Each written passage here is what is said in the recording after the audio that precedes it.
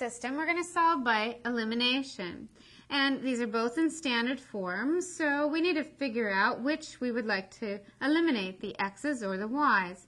I notice the y's are already opposite signs, so if I can find a number that 5 and 4 go into, I could multiply the equations by numbers to make it so the y's will eliminate.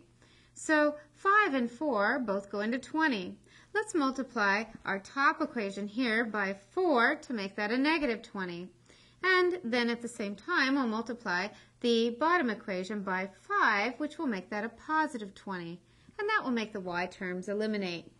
Distributing the 4, I get 16x minus 20y equals 48. Distributing the 5, I get 15x plus 20y equals negative 110. If we now add these together, these eliminate, and this gives us 31x equaling, if you combine those, we get negative 62. Now, if we divide by our 31, we find that x equals negative 2.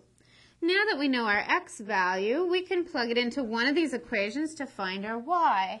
How about if we plug it into the original bottom equation? That gives me 3 times negative 2 plus 4y equals negative 22.